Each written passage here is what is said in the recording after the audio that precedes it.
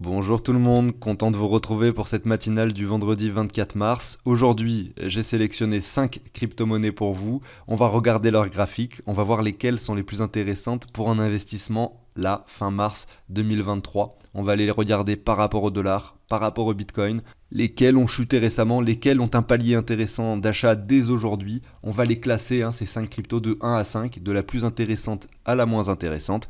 Et ces analyses que je vous fais aujourd'hui, et d'ailleurs tous les jours, me permettent par la suite d'établir certaines actions sur mon propre portefeuille, d'imaginer un peu comment gérer aussi le portefeuille fictif que l'on regarde ensemble depuis 3-4 mois, qu'on a commencé à alimenter au mois de novembre. Et j'espère que ça peut vous aider, bien sûr, dans une certaine mesure, à établir certaines actions sur votre portefeuille. Voilà, donc je vais vous passer la très courte introduction, je vous dis à tout de suite.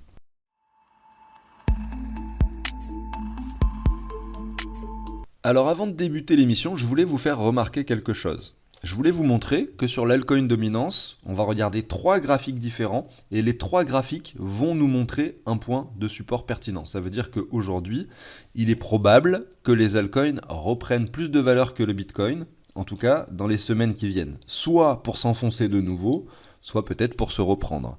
On a vu hier que dans le contexte actuel, je privilégie effectivement le fait que par la suite on s'enfonce de nouveau, mais malgré tout ça reste que mon opinion, et ça c'est un peu biaisé par le fait que c'est le sentiment que j'ai, vous voyez. Mais graphiquement parlant, nous sommes sur un point de support. Sur l'altcoin dominance, on le voit ici sur l'altcoin dominance classique qui prend en compte la capitalisation de l'Ether et du Binance Coin. On le voit ici sur l'altcoin dominance qui soustrait la capitalisation de l'Ether et du Binance Coin aussi, puisqu'on est sur regardez, une tendance baissière certes, mais on vient s'appuyer sur la ligne de support. Et on le voit sur l'Ether par rapport au Bitcoin. Ça c'est le troisième graphique que j'aime bien regarder pour me faire, ou plutôt pour avoir un avis sur le contexte actuel des altcoins. Et regardez, on est venu rebondir, en tout cas pour l'instant, sur les 61,8. Donc point de support également. Du coup, on peut supposer que les altcoins pourraient se reprendre dans les semaines qui viennent. Et ça pourrait se traduire, attention, et on le sait bien sûr, par un Bitcoin qui du coup retrace aussi, vous voyez, parce qu'on est sur un point de résistance sur le graphique du Bitcoin. Donc ça pourrait traduire sur les prix par rapport au dollar des altcoins qui ne montent pas forcément, mais en tout cas qui finalement prennent de la valeur par rapport au Bitcoin. Voilà, c'était pour la petite aparté avant de débuter l'émission, pour que vous ayez en tête le contexte actuel. On va commencer avec Qtum. Qtum par rapport au dollar, vous voyez que nous sommes revenus dans ce bear market sur un niveau extrêmement faible, puisqu'il représente les mêmes niveaux que le range entre décembre 2018 et décembre 2020. Donc il y avait eu pendant 2 années ici, lors du précédent bear market. Donc il n'y a pas de réelle prise de valeur sur ce projet. On voit malgré tout que le bottom ultime a été atteint en mars 2020 et qu'on est aujourd'hui au-dessus. Ce range de 2018, je peux le matérialiser comme ceci. Alors je vais prendre, allez, on va prendre la mèche. On voit que ça représente également, regardez, lorsque nous l'avons cassé, ça représente également un point de support que nous avons de nouveau cassé par le bas, qui est désormais un point de résistance. Donc pour cette crypto, on peut imaginer, voilà, de façon très simple avec ce graphique très long terme, que la zone à abattre pour aller chercher des niveaux supérieurs est clairement celle-ci, les 6 dollars. Aujourd'hui, on est sur les 3,35 et dans le contexte plus court terme, c'est ça qui nous intéressait pour notre classement aussi, eh bien, on est par rapport au dollar sur une tendance baissière qui finalement ralentit depuis le mois de juin. Regardez, on est clairement sur quelque chose qui ralentit, mais qui, malgré tout, regardez, fait un nouveau plus bas. Donc ce qu'on attendrait de voir ici sur cette crypto, ça serait un W qui se dessine. Finalement, une crypto qui ne fait plus de nouveau plus bas, mais voilà, rien ne nous indique que ça va être le cas, qui revient dans la zone de rechargement.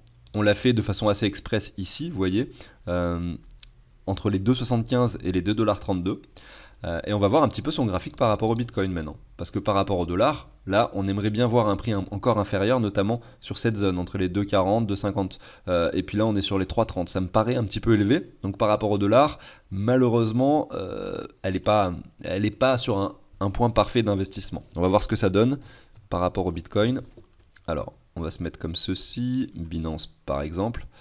Par rapport au Bitcoin, c'est plutôt joli. On a une tendance baissière qui date cette fois-ci de longue date, depuis septembre 2019. Et c'est logique, ce que vous avez à l'écran est très logique. C'est-à-dire que vous avez Qtum qui, on l'a vu, est revenu sur les mêmes prix qu'en 2018-2019.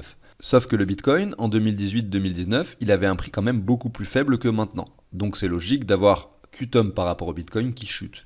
Malgré tout, cette tendance baissière, vous voyez, est assez jolie, assez propre, puisque on a eu un excès ici en janvier 2021, et ensuite, vous avez eu l'alt season de mai 2021. Et Qtum en a profité aussi, puisque par rapport au Bitcoin, à ce moment-là, elle a pris 1000%. Donc si elle a fait x10 par rapport au Bitcoin, vous imaginez bien que son prix par rapport au dollar devait être assez important. C'est ce qu'on a vu tout à l'heure, hein. Je ne sais plus d'ailleurs quel prix c'était, je suis curieux. Parce que là, on est sur les 3 dollars. Par rapport au dollar, pendant cette euphorie de mai 2021, elle a touché quand même les 36. Voilà, donc à peu près 10 fois plus. Donc ce que je voulais dire, c'est que par rapport au Bitcoin, cette tendance baissière est quand même assez propre, assez jolie, puisque à chaque fois qu'on vient chercher cette ligne de support, on rebondit dessus, depuis bien longtemps, sauf lors de cet excès baissier ici. On peut supposer donc que par ici, on a plutôt un bon niveau d'achat, mais on aimerait bien voir quelque chose qui se reprend, qui vient chercher des nouveaux sommets plutôt que d'établir cette tendance baissière. Donc ça va probablement pas être une des cryptos que je classerai sur le top 1, top 2, parce que on a cette tendance baissière par rapport au Bitcoin. En revanche, vous avez dès à présent une zone d'achat à privilégier par rapport, enfin si vous l'achetez avec du Bitcoin. Avec du dollar, on a vu ensemble que c'était moins intéressant. On va continuer avec DAO. Alors DAO, sur TradingView, je ne l'ai pas trouvé par rapport au Bitcoin, donc j'ai dû faire un petit calcul. On va quand même commencer avec son graphique par rapport au dollar. Donc là, on voit que ça existe depuis le mois de février 2021. Très bullish au début. Bon, évidemment, le bear market est passé par là. On a quelque chose qui est assez baissier dans le temps. Vous voyez ici son graphique. On a vraiment quelque chose de très joli d'ailleurs, hein. Je viens de tracer ces lignes et je ne m'attendais pas à quelque chose de si propre, notamment avec le rebond à la baisse pile poil sur cette ligne et sur ce triangle. Est-ce qu'on va revenir jusqu'en bas du triangle? Je ne sais pas. Ou est-ce qu'on va former le W qui va permettre de s'extirper de cette zone? C'est la question qu'on se pose. Donc là, c'est DAO de DAO Maker. On est aujourd'hui sur les 1,52$. Donc toujours un peu élevé au vu de la hausse de ce début d'année. Parce que cette crypto a quand même pris, regardez, ici on a formé un très joli W d'ailleurs, il faut l'admettre. On a eu 150%, donc x 2,5 à peu près. Et là, on retrace sur l'approche de cette résistance. Le niveau à privilégier si jamais on souhaite acheter du DAO avec des dollars, ça serait probablement entre les 1,17 et les 95 centimes. On va regarder maintenant son graphique par rapport au Bitcoin. Pour ça, il faut faire DAO USD divisé par BTC USD, tout simplement. Et comme ça, on a simplement DAO Bitcoin. Et ce qu'on voit, c'est qu'on a une certaine résilience. Elle est plus résiliente par rapport au Bitcoin que par rapport au dollar. Et dans le temps, c'est plutôt quelque chose d'assez positif. On a quand même ce triangle qui se dessine, un peu similaire, hein, vous voyez. Sauf que là, à contrario, vu que on a vu l'altcoin dominance a pas mal chuté, eh bien on a une bonne opportunité d'achat avec du Bitcoin, donc de cette crypto, notamment entre les, je sais pas comment traduire ce que je vois ici à l'écran, entre les 6 et les 5 ici par rapport au Bitcoin. Donc ça, c'est quelque chose que je valide, c'est un graphique que je trouve très sympathique, parce qu'on a quelque chose de résilient par rapport au Bitcoin, on valide ça, on a quelque chose qui revient en zone de rechargement, voilà, mais on n'a pas de structure. Mais le fait que ce soit résilient, on peut supposer qu'à un moment donné, on va s'extirper de ce canal. Et si c'est par le haut, eh bien, on pourra traduire quelque chose de vraiment haussier par la suite. Il n'y a pas vraiment tous les éléments qu'il nous faudrait pour un contexte haussier. Mais vu que là, on a un graphique long terme et que la résilience s'opère, regardez, depuis le mois d'août 2021, donc ça date quand même d'il y a 1 an et demi, on peut vraiment, pourquoi pas, tenter un coup ici sur DAO, de DAO Maker. On va voir maintenant, comme troisième crypto, allez, je vais faire audio. Audio ici, il est par rapport au Bitcoin, mais on va commencer par le regarder par rapport au dollar. Alors, Audio, c'est un projet que j'affectionne particulièrement, que j'aime bien.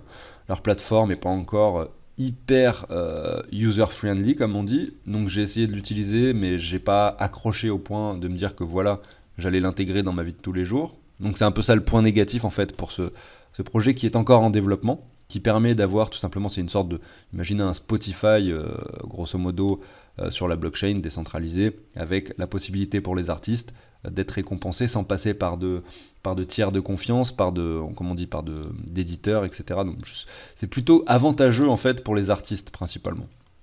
Et aussi pour les utilisateurs qui vont écouter de la musique, parce que a priori vous allez avoir aussi des tarifs moins élevés. C'est un peu le but lorsqu'on passe sur quelque chose qui est sur une blockchain et décentralisé. Les frais sont réduits puisque vu qu'on enlève des intermédiaires, vous avez moins de frais en tant qu'utilisateur et les créateurs gagnent plus. Vous voyez, on enlève la partie intermédiaire qui se prend 50% de bénéfices quasiment à chaque fois. Donc le graphique par rapport au dollar. On a eu une spéculation excessive en mars 2021, le prix est allé chercher les 5 dollars et on retrace ensuite, vous voyez, on reste au-dessus de cette ligne de support et on la casse ici en mai 2022, lorsque on confirme cette entrée en bear market. On voit que maintenant on est en dessous, que la chute ralentit depuis, effectivement. On voit que ce début d'année a été assez bullish pour cette crypto, ce qui laisse présager pourquoi pas de bonnes choses, ça veut dire que l'intérêt est toujours présent.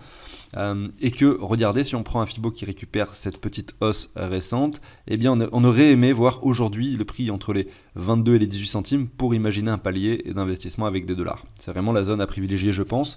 Et comme sur la plupart des projets, par rapport au dollar, c'est compliqué en ce moment. C'est compliqué d'aller mettre de l'argent neuf sur un marché qui est en train de monter comme ça, avec un Bitcoin qui monte, etc. Bon, sauf si vous êtes un nouvel arrivant et que vous avez envie d'investir pour le long terme, tout ça, pourquoi pas, ça pourrait être viable.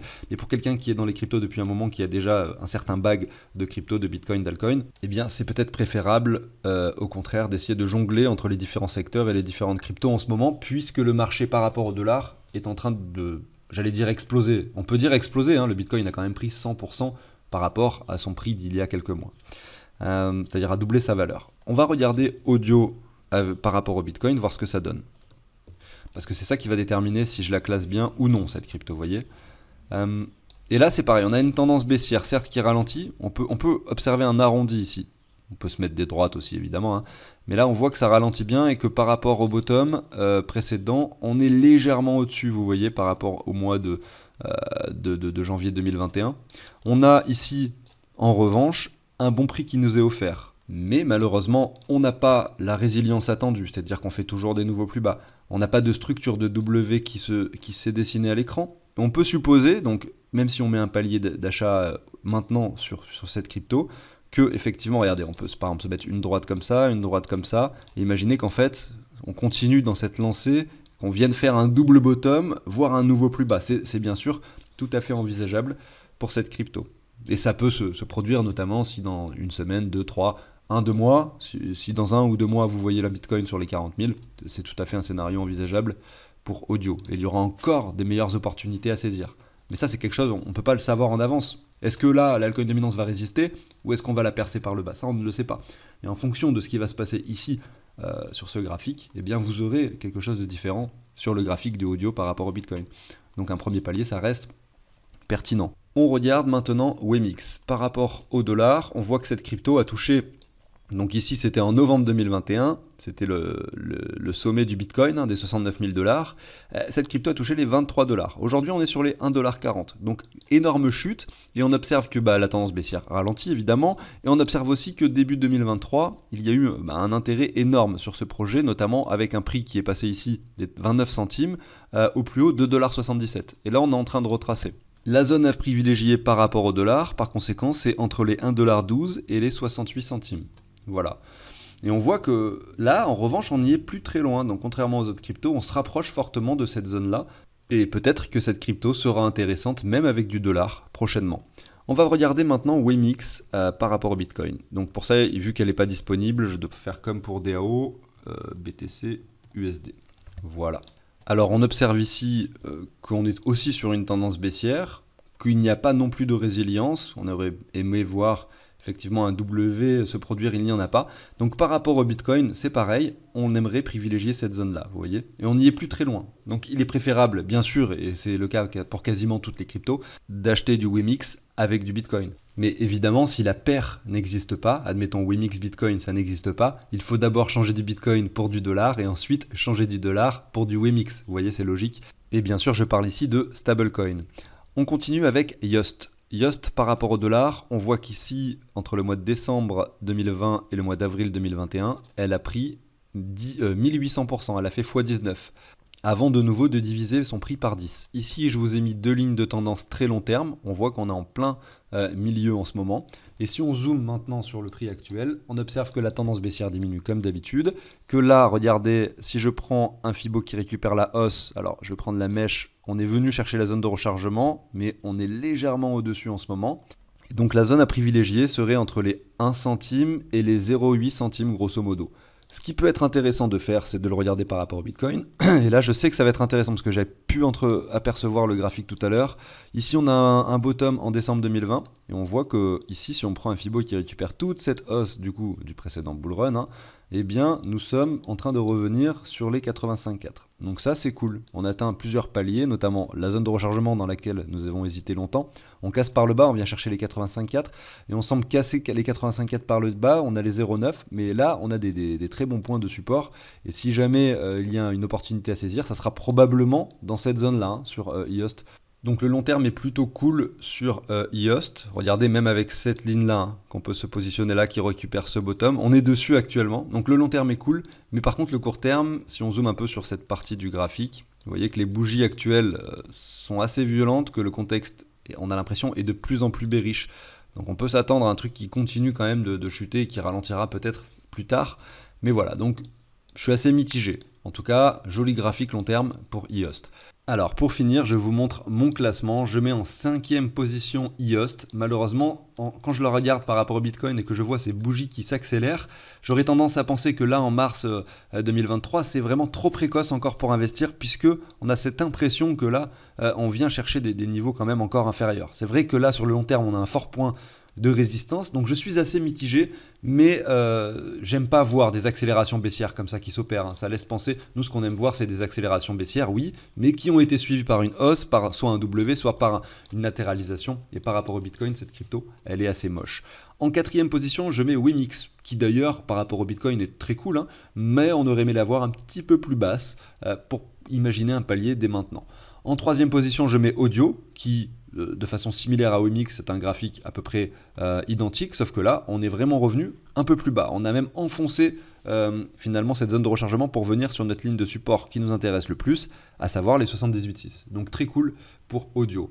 En 2e position, je mets Qtum. Je le mets parce que, regardez, on a quelque chose. Regardez, si je regarde Audio, vous voyez qu'on a une tendance très baissière. Sur Qtum, on voit qu'elle a déjà commencé à ralentir depuis un petit moment et qu'on a un bottom ici, en décembre 2020, qui est quand même inférieur. Et que là, la tendance semble finalement s'amoindrir avec le temps.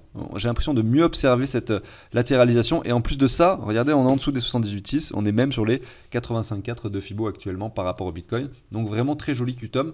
Et je termine en numéro 1 avec DAO, tout simplement parce qu'on a deux énormes bougies rouges en ce moment, qu'on respecte bien cette ligne de support très long terme, donc elle montre une vraie résilience par rapport au Bitcoin, qu'on est certes sur un canal baissier, mais on le voit qui peut s'apparenter grosso modo à une latéralisation, à un range, et en plus on est plutôt en bas du range, hein, dans cette zone de prix, vous voyez, je fais ça de façon un peu moche, mais vous avez compris que là, quand on regarde ce graphique, on est plutôt sur le bas du graphique et que c'est une bonne zone d'achat avec du Bitcoin.